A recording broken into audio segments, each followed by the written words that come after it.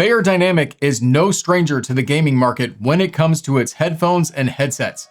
Popular models like the DT990 Pro, the Tiger 300R, the 7 and 800 series of headphones, as well as the MMX series of headsets are well-known products by gamers, musicians, and producers. In fact, the lineup can get pretty intimidating to look at when trying to pick out a headphone to suit your needs. Today, we are going to take a look at one of the latest in the series of MMX gaming headsets and see if this one can shake up the market or just pierce our ears with some of that well-known sizzle and stab that can happen with a Beyer headphone.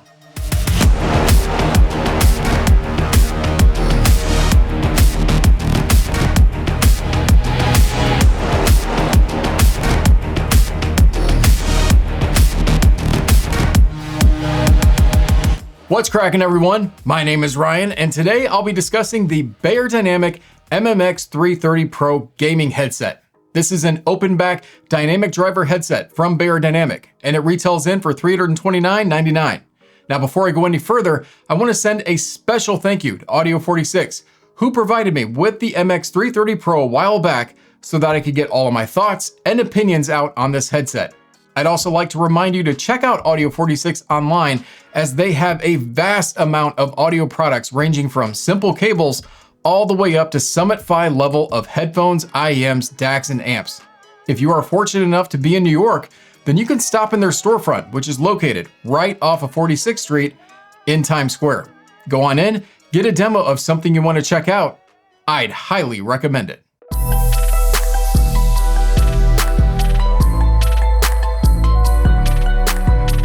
So first off, when you open up the box, you will be met with the 330 Pro headset, a 2.5 meter PC cable that is detachable to the headphone.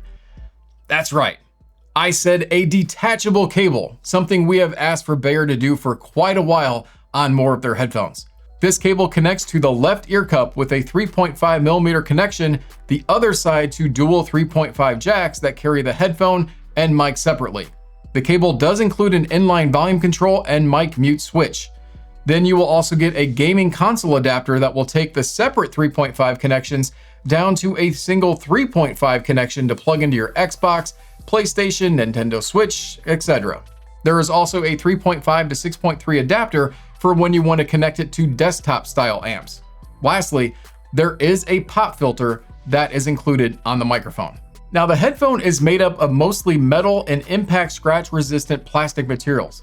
It does have a premium feel to it, which I appreciate since this is a bit higher of a price point. The cups are open back, but do not have a totally open grill like we may see on other open back style of headphones. There are just 4 horizontal openings that we see on each cup, but it'll still leak out sound as open backs typically do. The headband is all metal, but surrounded by a buttoned up cushion that will adapt to your head shape thanks to the memory foam-like inner material. It also has a fontanelle recess at the top that is purposeful to release pressure points that can occur from wearing headphones. The pads are a very soft velour material and plush to the touch. They are not super deep, but they are round enough that my ears snuggle inside the pads just fine. They do touch the inner part of the pad that covers the driver, but thankfully, that part is velour as well, so it didn't bother me touching at all while wearing them. Clamp force, I would call medium to firm if I had to classify it in some way.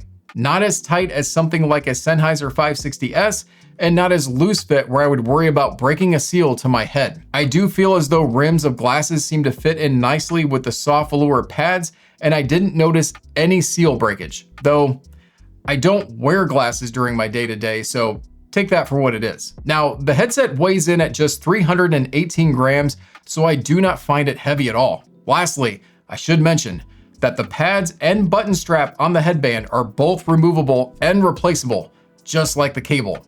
Gonna keep mentioning that because I'm just giddy about it.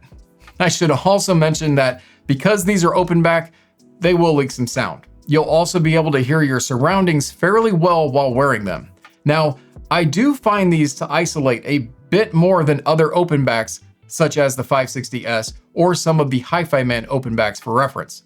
Thankfully, I didn't pick up any of that bleed when I was using the mic while gaming, unless my friends were just trying to be nice. I'm kidding. I seriously did not notice any bleed in the mic.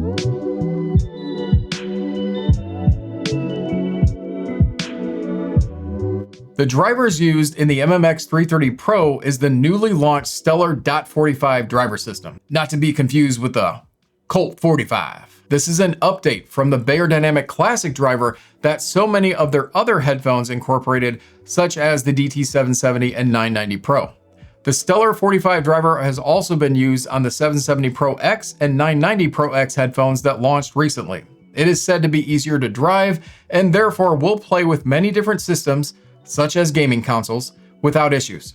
Now, this is just a brief summary of the driver system, but there is quite a bit more detail on how they created the Stellar 45 driver over at the Beyerdynamic website. I'll go ahead and link the article down below for all of those interested in checking it out, because they also made some special modifications to the voice coil on this driver. Now, this particular driver for the MMX 330 Pro is 48 ohms of impedance and has a sensitivity of 96 dB. Since this headset can be driven off of really anything, I don't think it's quite as important to talk about what systems I ran this off of. Still, for reference, I did mostly drive this headset off external DACs and amps to my PC. I used the budget gaming DAC from Fosse Audio, the K5 Pro.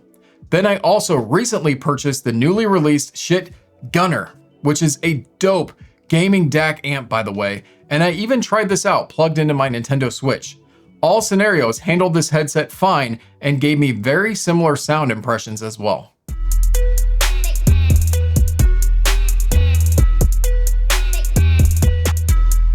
Starting with the fun, okay, that's very opinionated of me to say, but bass is the fun, right?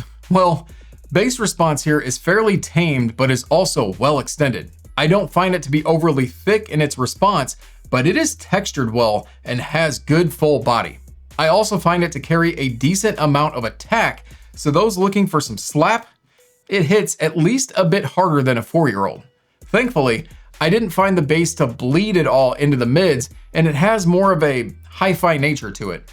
I'd say it has more focus in the mid bass versus the sub bass area for sure. This does make things like explosions and gunshots and roars from monsters engaging without being the only thing that you focus on. Now, for music fans, I find this to be a tasteful amount of bass to give EDM and hip hop enough funk to move your trunk. So feel free to get your stank face on.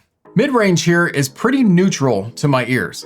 There is good enough presence so that you don't feel like anything is scooped out, and if anything, there may be a slight dip in the meat of the mids, but it's not enough to call this anything like a V-shaped tuning. I find this especially useful for voiceovers and games and not feeling like things need to be cranked up higher in volume that some V-shaped headphones can do. Now, music listening is pleasant here as well, giving a bit of bite to guitars and pop to those drums. So just like we had decent enough attack of bass, it shows up as well in the mids. Now for vocalists, I don't always feel the vocals quite as close as I may want, but that also means I don't pick up shout or harsh moments of a mid-forward type reproduction of sound that can occur with those types of headphones. It also clears the way for a balance of sound between the lows and the highs. Speaking of highs, the treble here gets a bit of sparkle. This is definitely a characteristic of Beyer headphones, but not quite as prominent as others that I've heard.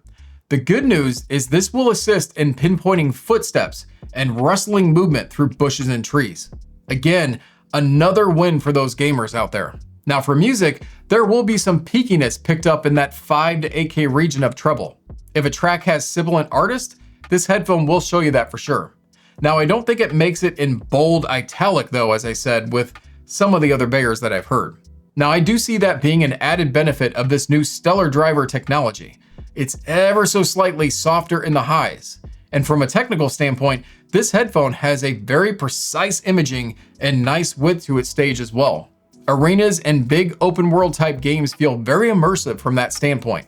Playing Helldivers 2 with friends felt like a big area that I could hear the clickety-clack of bugs out and about and from a distance. It was both creepy and rewarding. Of course, this will carry over into live performances and those music scenarios where a bit more stage will cater to the experience. So in conclusion for sound, I find this to be a surprisingly balanced tuning that works really well for gaming and music alike. It's something that is really not so easy to do, especially when headsets are marketed towards gaming.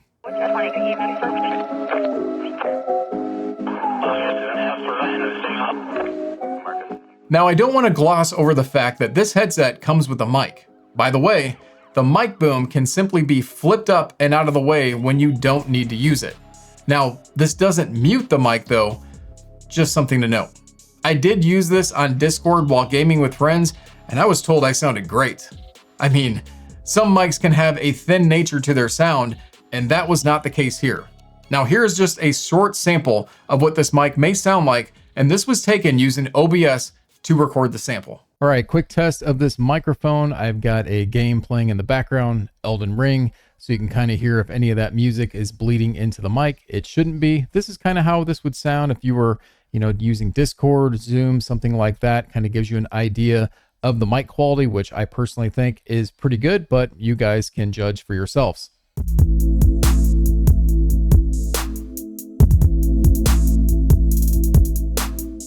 Since I already own the Tiger 300R, I thought a comparison would be in order. Now I realize this headset is twice the cost of just the headphone of the Tiger 300R, but let's not forget you do get a mic included. Now the Tiger is still one of my favorite gaming headphones that does very well with music. I'd say the 330 Pro does beat it out for balance between both gaming and music. It doesn't have as much of a V-shaped sound as the Tiger, and you don't lose out on some of the mids like you do with the Tiger. Now, the Tiger does get a bit more full in the low end, but it also gets more bite and fatigue in the treble. I also feel as though stage is increased with the 330 Pro over the Tiger. Now, another possible comparison to look at would be the Meze 99 Classics with the boom mic. In fact, they come in right around the same price point.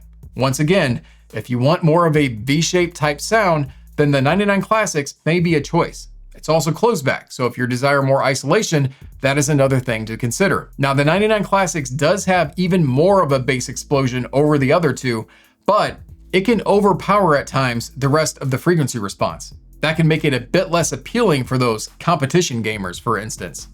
Now, as for the boom mic, I think it's right on par with the 330 Pro. One added benefit for the Meze version is the boom mic is detachable and can be used with quite a variety of headphones that carry dual 3.5 connections to the cups. Lastly, let's not forget, there is a sibling to this headset, which is the 300 Pro, or the closed back version of this headphone. Now, I've not personally heard the 300, so I cannot comment on the sound differences between the two. So if I had to pinpoint out a couple of things that I don't care for this headphone, I think it would simply be this. I wish the boom mic was detachable from the headphone instead of simply flipping it up. I've seen some headsets have the ability to mute the mic when it's flipped up, so that is a use case that I can understand. However, for this, especially since the cable's detachable, gonna keep saying that, I think a detachable mic would have been a nice addition since this is a balanced sounding headphone, but that's just my opinion. And I think that's honestly being pretty nitpicky from that standpoint, and I still don't mind the mic being flipped up. Then I would just give a general warning that some may be a bit sensitive to the peaks in that treble that this headphone can portray, though I still find it to be much better than other Beyers that I've heard. In wrapping up this video, I gotta say that I truly believe Beyerdynamic has a winner here. It is a shame there are so many different versions in their lineup of headphones and headsets that I'm afraid this may be a bit lost in the crowd. For that, I'd call it a sleeper pick for those looking to spend $350 or less on a gaming headset. You get a balanced, great sounding headphone that can be easily driven as well as a full sounding quality mic. Take into account that you can also replace the pads and head strap up top, and we're looking at a headset that can also last several years of use and abuse. All right, hopefully you enjoyed this video and my thoughts on the wonderful MMX 330 Pro gaming headset. I would like to thank each and every one of you for watching this video. Don't forget to comment, like, and subscribe, and I will see you in the next one.